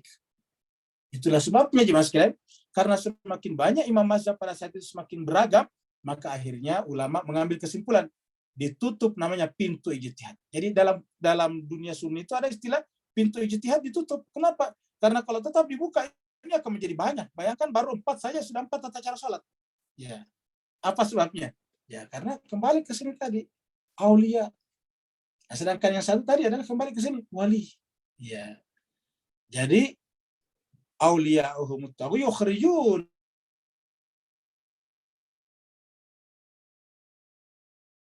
dia Allah yang tunggal, berarti bersandar kepada keakuan kita, ego kita, dan itu adalah tagut semuanya dari kata togo. Iya, tagut. Jadi yukhrijunahum minan nuri ila zulumat. Justru yang terjadi adalah mengeluarkan mereka dari cahaya menuju kepada kegelapan. Itulah sebabnya terjadi perselisihan di mana-mana sepanjang sejarah, terjadi perang saudara di antara mereka semuanya. Bahkan putra-putra daripada raja-raja, khalifah-khalifah berperang. Putra daripada Al-Ma'mun itu berperang satu sama lain. Antara Al-Mu'min dan Al-Mutawakkil misalnya. Al-Ma'mun maksudnya. Itu perang luar biasa. Perang saudara saling membunuh ya di antara mereka. Apa sebabnya? Yukhrijunahum minan nuri ilaz zulumat. Ulaika ashabun nari hum fiha khalidun. Yang lain lagi.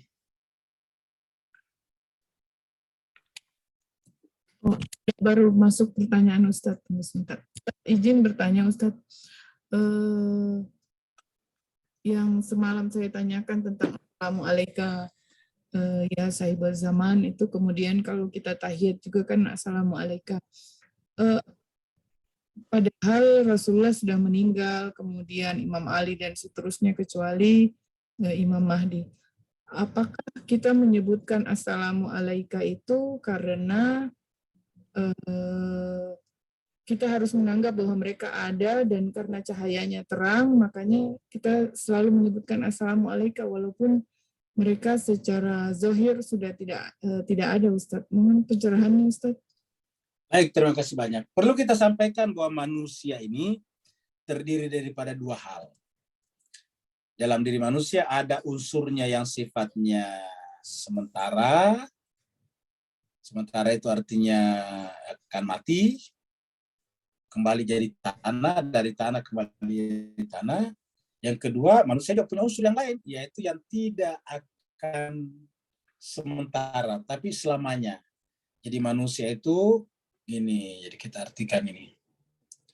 Jadi manusia itu sebetulnya ini kita yang lingkaran ini kita sebut dengan yang berubah, yang akan hancur.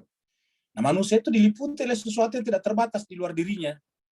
Ya, jadi di luar diri manusia itu ada yang meliputinya di sini. Ya, ada di sini. Ya. Yang tidak dilihat, yang kita tidak lihat tadi. Ya.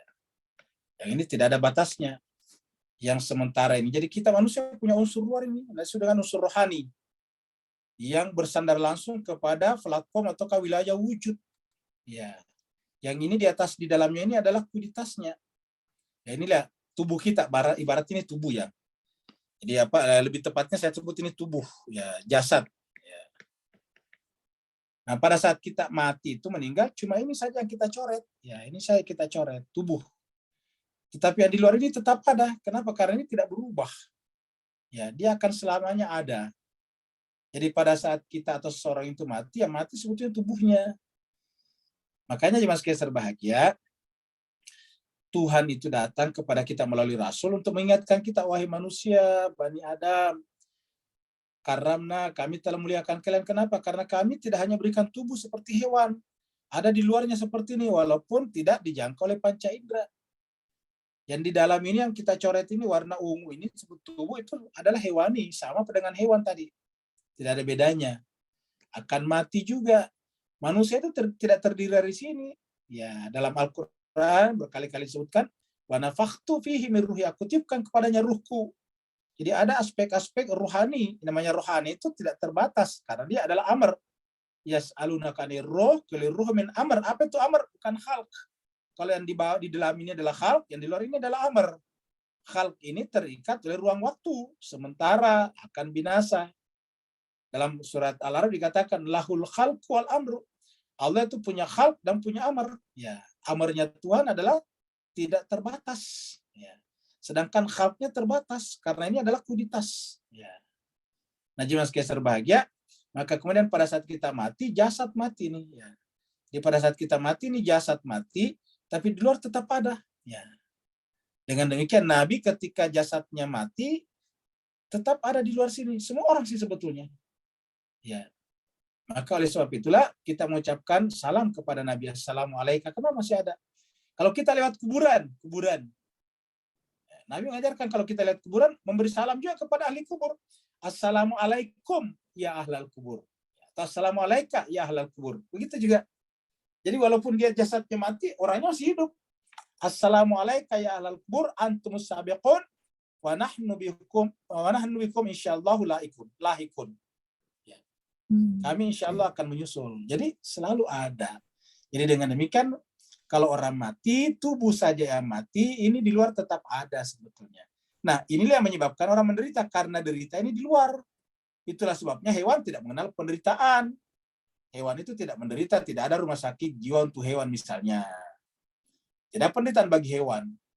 Kenapa? Karena dia tidak memiliki di luar ini. Nah, derita di luar ini. Maka kalau di dunia sekarang ini kita menderita di luarnya, sampai nanti kita meninggal dunia akan tetap menderita. Sayang seribu sayang, banyak manusia yang mau berobat berapapun biayanya kalau tubuhnya sakit, tetapi sangat sedikit orang berobat kalau di luarnya sakit. Apakah maksud sakit jiwa di sini seperti bipolar? Bukan. Yang maksud sakit jiwa di sini adalah ketika menjauh dari Tuhannya. Ya, menjauh dari Tuhannya. Tidak tersingkap, ya, tidak tersikap tirai-tirai. Semakin gelap penutup tirai hati kita, semakin kita akan menderita. Menderita dari mana? Menderita tidak bisa menyaksikan cahaya Tuhan nanti di akhirat. Gitu. Ada lagi? Kalau tidak ada kita tutup. Waalaikumsalam, silakan Pak Nur. Afwan. Soalan kedua Ustaz. Ya, Ustaz, beri perbetulan dan pencerahan tentang intensiti cahaya saat Muhammad tadi diwarisi oleh para 12 imam. Berapakah intensitas cahaya antara Ahmad yang wujud dalam mereka, walaupun intensiti Muhammadnya kita cukup jelas daripada pencerahan Ustaz. Barakallahu fiik. Afwan Ustaz. Baik, terima kasih banyak. Ini pertanyaan menarik. Jadi kita mulai daripada Muhammad ya. Muhammad ya, sorry, nggak bagus tulisannya. Tidak kelihatan. Oh, nggak kelihatan ya. Kita masuk lagi dulu di screen ya.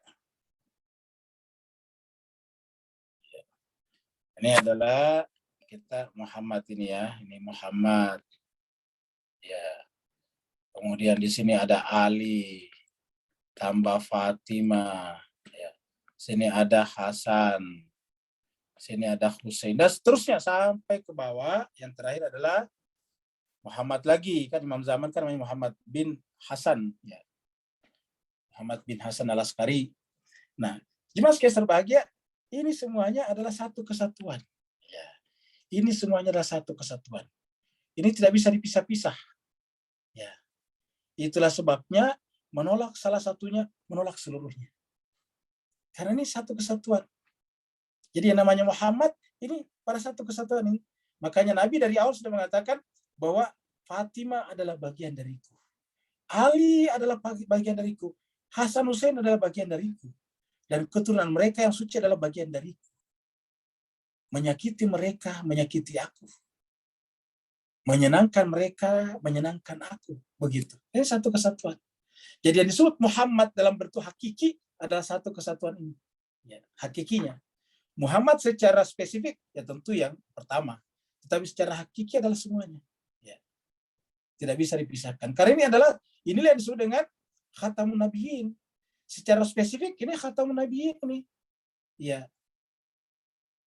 Ini Khatamun Nabiyyin. Tetapi karena ini adalah secara spesifik kita sebut dengan Nabi, yang lain ini adalah wali, maka disebut dengan ini Khatamul Aulia. Ini adalah Khatamul Anbiya, ini adalah Khatamul Aulia, seperti yang kita pelajari dalam Irfan. Jadi jemaah sekalian berbahagia, itulah sebabnya ini adalah satu kesatuan, tidak bisa dipisahkan. Maka kenabian Muhammad, maka jemaah sekalian tidak memahami yang 12 ini bermasalah sebetulnya. 14 manusia suci ini. Dan ini bukan disebutkan di hadis-hadis orang-orang Syiah saja, tapi disebutkan di hadis Sunni juga. Di Sunan Abu Daud disebutkan berkali-kali bahwa itu ada 12 sampai yang terakhir, sampai Imam Mahdi. Jadi semuanya menjalankan satu tugas, yaitu tugas ketuhanan terakhir yang dimulai daripada Muhammad sampai kepada Muhammad lagi. Makanya nama awal sama dengan nama akhir. Muhammad. Ya. Terima kasih banyak Bapak Ibu sekalian. Mudah-mudahan ada lagi Ustadz. Ya. Dari Ibu Yeni, izin Ustadz. Oh, silakan. Dari Ibu Yeni, mana tadi? tingkatan memberikan kadar bertingkat-tingkat, berarti kewajiban kita berusaha untuk memaksimalkan kadar yang kita miliki. Ya, terutama kadar rohani yang bisa ditingkatkan cuma kadar rohaninya, Bu ini. Jadi kalau yang bersifat fisik ini kan sudah merupakan ketentuan Tuhan. Yang bisa kita perbaiki ini adalah jiwa kita. Ya, dan itulah memang yang paling mendasar. Jadi kadar jiwa kita ini harus ditinggikan intensitas cahayanya. Bagaimana caranya? Bergerak menuju kepada sumber cahaya. Jadi supaya sumber intensitas cahaya di jiwa kita meningkat, kita bergerak menuju kepada sumber cahaya. Makanya ibadah dalam Islam itu selalu tujuannya apa? Kurbatan atau takarrub. Ya. Takarrub itu artinya mendekat. Kurbatan mendekat. Kurbatan ilallah. Itu kata kurbatan sebagai wasilah bagi saya untuk mendekat kepada Allah. Jadi saya salat kurbatan ilallah. Salat adalah wasilah saja untuk mendekat kepada Allah. Puasa kurbatan ilallah. Puasa adalah wasilah untuk mendekat kepada Allah. Kenapa mendekat kepada Allah? Ya mendekat kepada cahaya yang paling terang. Seperti itu. Begitu ya, kenapa kita berselawat? Karena dengan selawat berarti kita mendekat kepada entitas yang paling terang. Yang pertama itu Nur Muhammad. Terima kasih banyak Bapak Ibu sekalian. Mohon maaf atas segala kekurangan. Insya Allah kita ketemu lagi sebentar malam dengan mata pelajaran yang mirip sama dengan ini, yaitu Irfan. Wassalamualaikum warahmatullahi taala wabarakatuh. Waalaikumsalam warahmatullahi wabarakatuh.